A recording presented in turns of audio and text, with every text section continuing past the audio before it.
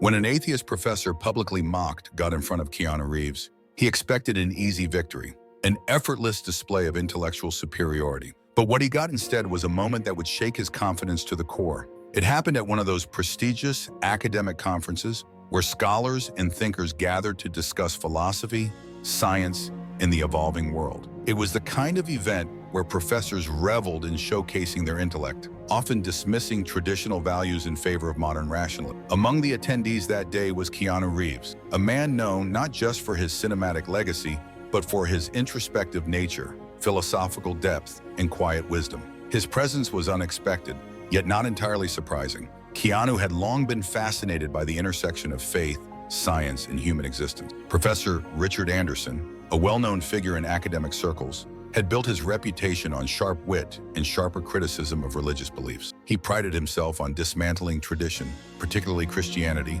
often treating faith as nothing more than an outdated superstition. His lectures were not mere academic discussions. They were performances designed to humiliate believers and glorify his own skepticism. That morning, as students filed into the grand lecture hall, an air of anticipation filled the room. Professor Anderson's reputation preceded him, and those in attendance knew his lectures were akin to intellectual gladiator battles. What they didn't know was that today's encounter would be different, because his opponent wasn't another uncertain student, but a man who had spent a lifetime contemplating the mysteries of existence. Anderson began with his usual flair, pacing at the front of the room like a predator scanning for prey. His topic: leaving antiquated beliefs behind, embracing modern rationality. His gaze swept the room before landing briefly on Keanu. A smirk played at the corner of his mouth. "Let's address the elephant in the room," Anderson declared, crossing his arms. "Studies consistently show an inverse correlation between intelligence and religious belief. In simpler terms,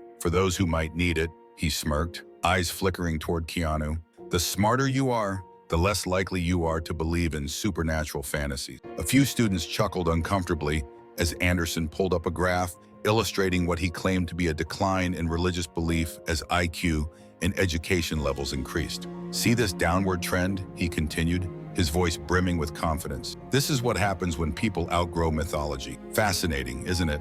Though I suppose for some," he added, another pointed glance at Keanu, "family traditions can make it harder to accept basic cognitive development." Near the back of the hall, Professor Thompson, a senior academic who had seen Anderson's provocations before, shifted in his seat. He had witnessed Anderson challenge students in the past, but this time felt different. This time it was personal. Anderson continued, his voice thick with sarcasm. "You know what's truly remarkable? This room is filled with some of the brightest young minds in America, future scientists, leaders, thinkers, and yet I guarantee some of you still cling to these ancient superstitions, unable to break free from the limits of primitive thought." Keanu sat still, his expression unreadable. Unlike the others, who either laughed nervously or stared down at their desks, he met Anderson's gaze without flinching. There was no anger, no defensiveness, just quiet, unwavering confidence. And that, more than anything, seemed to unnerve the professor. "Tell me," Anderson challenged, removing his glasses and leaning forward against the podium, "what does it say about someone's intellectual capacity when they still believe in an invisible Sky Daddy in 2025, when their cognitive development is so stunted that they need fairy tales to explain the world?" His eyes locked onto Keanu. "Perhaps some of our more politically connected guests would care to enlighten us." The tension in the room was suffocating. Students exchanged uneasy glances, some breathless at the audacity of Anderson's attack. Yet none of them, not even Anderson himself, were prepared for what happened when Keanu finally stood up. "Actually, Professor," Keanu's voice cut through the silence. It was calm, measured, not confrontational, not angry, but steady, like the first ripple in still water before the tide begins to shift. "I'd be happy to address your concerns about cognitive development," Keanu Reeves said, his voice calm yet firm. A smirk spread across Professor Anderson's face. "Well, well," he drawled, gesturing theatrically. "Mr. Reeves, the philosopher of Hollywood, wants to educate us on intellectual capacity. Please enlighten us. How does your God fit into the modern world of quantum physics and artificial intelligence?" Keanu didn't react to the professor's mockery. Instead, he tilted his head slightly, considering his words before speaking. "It's interesting," he finally said, his voice carrying effortlessly across the hall. "Someone who champions intellectual discourse, choosing ridicule over reasoned discussion." A few students chuckled softly, Professor Anderson's smirk faltered. This wasn't the nervous, stumbling response he had expected. "Oh, please," Anderson scoffed, waving a dismissive hand. "Spare us the Sunday school lessons.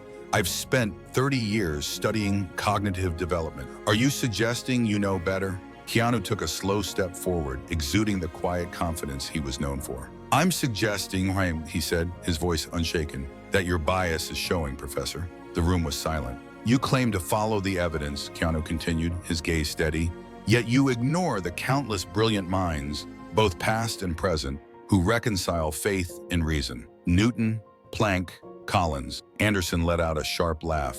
"Ancient history," he scoffed. "Are you going to tell us next that God is a magician, waving his wand over the universe?" Keanu let the remark pass, his expression thoughtful.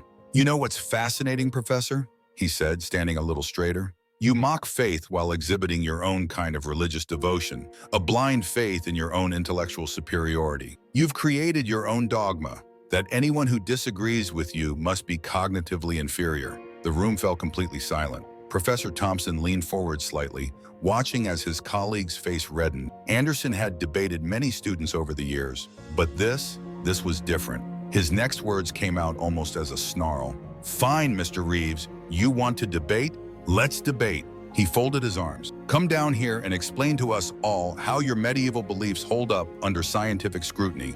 Show us this superior intellect of yours." Keanu nodded once, then began making his way to the front of the lecture hall. The silence was almost deafening. Anderson's stance was triumphant, as if he had already won, but something about Keanu's unshaken demeanor made a few students exchange wary glances. Keanu reached the podium and turned to face the professor. His voice was clear, steady. "Since you mentioned quantum physics," he began, "let's start there. You claim faith is incompatible with modern science. Yet quantum mechanics itself has shown us that reality is far stranger than our limited human minds can comprehend." Anderson rolled his eyes. "Oh, please, don't try to use quantum mechanics to justify religion."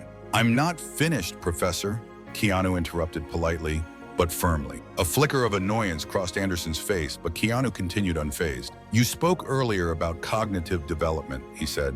"So let's discuss that. You argue that belief in God is a sign of lower intelligence, and yet you ignore extensive research showing that faith often correlates with higher resilience, stronger community bonds, and better mental health outcomes." Anderson's face twitched slightly. This wasn't going the way he had planned. "Correlation doesn't equal causation," he snapped. Keanu nodded. "Exactly my point, Professor." He let the words hang in the air. "And yet, you had no problem implying causation when it suited your argument about IQ and religious belief." A murmur of appreciation rippled through the audience. Professor Thompson, watching from his seat, noticed something subtle but significant. Professor Anderson's once confident smirk was beginning to fade. Keanu tilted his head slightly, studying Anderson as if he were observing a puzzle rather than an adversary. Then, with the same measured tone, he continued, "But let's address your real issue, Professor." The hall fell completely silent. "You're not really angry at God," Keanu said, his voice thoughtful yet unwavering. "You're angry at what you perceive as intellectual weakness. So let me ask you this. What's more intellectually honest? Admitting that there might be things beyond our current understanding, or arrogantly claiming that we've already figured it all out?" Anderson's face turned red. "That's not..." Keanu didn't let him finish. "When you mock faith," he pressed on, "you're not just mocking me. You're mocking the billions of people throughout history who have found meaning, purpose, and profound truth in their relationship with God, including, I might add, many of the scientists whose work you rely on." A few students shifted in their seats. Some of those who had been smirking earlier were now watching Keanu with newfound respect. Keanu took another step forward. His voice was still steady, never confrontational, never harsh, just certain. "So tell me, Professor," Keanu said, his gaze unwavering, "what's a greater sign of intellectual stagnation? Believing in a higher power? Or believing that mockery is an acceptable substitute for actual discourse?" The room held its breath. Professor Anderson opened his mouth to respond, but for the first time in his career, no words came out. His grip on the podium tightened. His knuckles turned white. You're twisting things," he sputtered. "Science has explained everything that religion once claimed as divine intervention." Keanu's expression remained calm. "Has it?" Anderson blinked. "Then perhaps you can explain consciousness, Professor?" Keanu asked, his voice almost inquisitive, as if genuinely inviting a discussion. "The origin of life itself? Why the universe's physical constants are so precisely tuned for existence? Anderson let out a sharp breath. Those are just gaps in our current knowledge. Keanu nodded slightly, as if he had been waiting for that exact response. Exactly. He let the words settle. Gaps in our knowledge. And yet, you're absolutely certain that nothing divine could possibly exist within those gaps. Keanu took another step forward. Isn't that, in itself, a form of blind faith? A hush spread through the hall. Some students who had laughed at Anderson's earlier mockery were now nodding along. Keanu continued, his voice never rising, only deepening in clarity. You claim that faith is a crutch for the intellectually weak. He gestured toward Anderson. And yet, here you are, using your academic position as a crutch to belittle those who disagree with you. He paused. So tell me, Professor. His voice was steady, thoughtful, never cruel. Which one of us is showing true intellectual insecurity? Anderson's face turned a deeper shade of red. Now listen here. No, Professor. Keanu's voice was firm, but still respectful. You listen. The room tensed. You claim to champion free thinking. Keanu's eyes didn't waver. Yet you ridicule anyone who thinks freely enough to disagree with you. You preach intellectual superiority while displaying intellectual intolerance. The tension was electric. Professor Thompson shifted in his seat. He had never seen Anderson's carefully cultivated authority crumble like this. Keanu let the silence stretch for a moment. Then, with an almost serene expression, he asked, if belief in God is such a sign of intellectual weakness, he took one last step forward, meeting Anderson's gaze. Why does it threaten you so much? Anderson opened his mouth, closed it again. Nothing came out. The silence was deafening. Keanu prepared to deliver his final argument, one that would leave the professor wishing he had never started this confrontation. I'll tell you why you're threatened, Professor. His voice carried clearly through the hall. Because deep down, you know that your entire worldview rests on a fundamental contradiction. Anderson's grip tightened on the podium. What contradiction? Keanu held his oyes de memes. You claim to follow evidence and reason. He took a measured pause. Yet you've made an absolute negative claim that God cannot exist. Any true scientist knows that proving a negative is impossible. Keanu tilted his head slightly. So your certainty? He shrugged. It's not scientific at all. His words landed with a quiet, devastating force. It's dogmatic. Professor Anderson's face paled slightly. Students leaned in. Students who had been scribbling notes moments ago were now transfixed. Some leaned forward in their seats. Others sat frozen, completely absorbed. Even those who had sided with Professor Anderson at the start were now watching Keanu Reeves with quiet reverence, their expressions shifting from skepticism to contemplation. Keanu studied the professor for a moment, then spoke again. You mock people for finding meaning in faith, he said, his voice steady. Yet you've turned your own atheism into a kind of religion. You preach it with the same fervor you criticize in believers. You've simply replaced God with your own intellect. A few students nodded, some even exchanged glances as if realizing something for the first time. And then Keanu paused, his gaze locking onto Anderson's. But here's the most telling contradiction, he continued. You claim that believing in God is a sign of lower intelligence. He let the words settle. Yet you're unable to counter even basic theological arguments. Keanu's voice never rose. There was no arrogance in his tone, no desire to humiliate, just an undeniable certainty. So which is it, Professor? He asked simply. Are believers intellectually inferior, or are you just intellectually unprepared? The silence was absolute. Professor Anderson's mouth opened, closed, opened again, but no words came out. For years, he had built his reputation on intimidating students, crushing dissent, standing unchallenged in his intellectual authority. But now now he had nothing. And Keanu wasn't finished. He tilted his head slightly, as if contemplating something, before delivering the final quiet blow. Here's the question that truly exposes the flaw in your thinking. The entire lecture hall leaned in. You argue that faith in God is irrational, Keanu said. Yet you have faith that consciousness arose from unconscious matter, that life emerged from non-life, that order came from chaos, all without any divine guidance. He let the weight of his words sink in. So tell me, Professor, another pause, this time deliberate, measured, which requires more blind faith, believing in a divine creator, or believing that nothing created everything? A breathless stillness filled the hall. Anderson's face went pale. This was the moment he realized he had made a terrible mistake. His fingers dug into the podium as if searching for stability. His mouth opened, but no sound came out. The silence stretched. Students leaned forward, waiting, expecting some grand rebuttal. It never came. Anderson stammered, Well, that's not.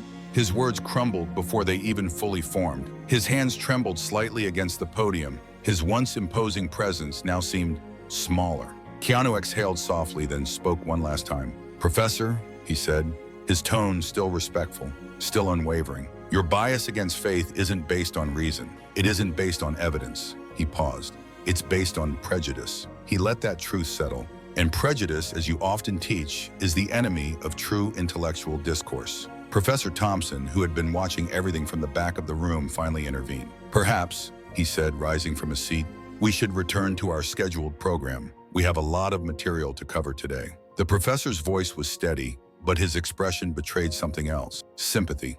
Keanu, recognizing the mercy being offered, simply nodded graciously. "Thank you for allowing me to share my perspective, Professor Anderson," he said. Then calmly, effortlessly, Keanu turned and walked back to his seat. There was no gloating, no arrogance, just quiet dignity. And that, more than anything, made the contrast even sharper. Anderson stood at the podium, visibly shaken. His gaze followed Keanu, then darted across the room, catching the eyes of his students. They weren't looking at him the way they used to. They were looking at Keanu with respect, with admiration, with something he had never seen in their faces before. Anderson tried to continue his lecture, but his voice had lost its authority. His hands shook slightly as he shuffled his notes. His mind, so sharp, so certain just moments ago, now wandered. Every statement he made seemed to echo with his earlier humiliation. And worst of all, every time he looked up, he caught sight of Keanu Reeves, calmly taking notes, sitting with the same composed expression he had worn throughout the debate. Anderson quickly looked away. He had lost his train of thought, completely. In the back of the room, Professor Thompson watched with quiet understanding. He had warned Anderson before about his increasingly aggressive attacks on faith, about his need to humiliate rather than engage. But Anderson had been too convinced of his own intellectual superiority to listen. Now his hands trembled slightly as he turned back to his presentation slides. Words he had proclaimed confidently 100 times before now seemed to mock him. The title on the screen? Rational Thinking in the Modern Age. The irony was lost on no one. Students who had once hung on to Anderson's every word were now stealing glances at Keanu. They weren't thinking about cognitive development anymore. They were thinking about what they had just witnessed. The moment when a man who had spent a lifetime in quiet contemplation calmly dismantled an intellectual empire built on arrogance. As the lecture finally came to a close, students packed their bags with an unusual buzz in the air. Small groups formed by the door. "Did you see that? I've never seen anyone stand up to him like that. The way he just stayed so calm while the professor, Anderson, barely managed to dismiss the class. His usual authoritative closing remarks were reduced to a mumbled, 'We continue next time.'" His hands shook as he gathered his materials. His eyes avoided the students. A few who had once laughed at his anti-religious jokes now stood awkwardly by the door, watching. The once untouchable intellectual giant now seemed smaller. Keanu Reeves walked toward the exit, but just before leaving, he paused. He turned back, looking toward the professor. Anderson was still frozen at his podium, his entire worldview shaken. Keanu offered a small, understanding smile. "You know, Professor," he said quietly.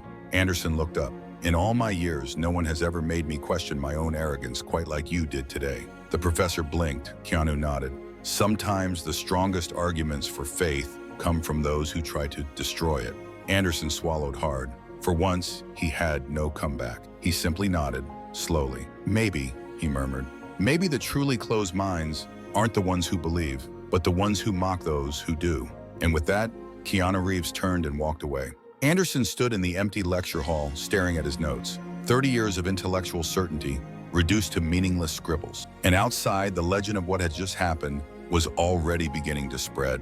The day Keanu Reeves reminded the world that faith and intellect aren't enemies, they're allies. The words on the screen, "Rational Thinking in the Modern Age," lingered behind Professor Anderson, mocking him in a way he had never experienced before. The irony was lost on no one. A student hesitantly raised her hand to ask a question about the material. Anderson flinched, as if expecting another challenge to his worldview. The rest of the class passed in a blur of stumbled explanations and awkward silences. Not a single person in that lecture hall was thinking about the scheduled material anymore. They were all replaying the moment when a man's unwavering calm and sharp intellect had methodically unraveled a lifetime of intellectual arrogance. As the lecture finally drew to a close, the usual shuffle of students packing their bags was accompanied by an unusual buzz, whispers, Hushed discussions, glances exchanged with wide eyes. Groups were already forming by the door, voices low but animated. "Did you see that?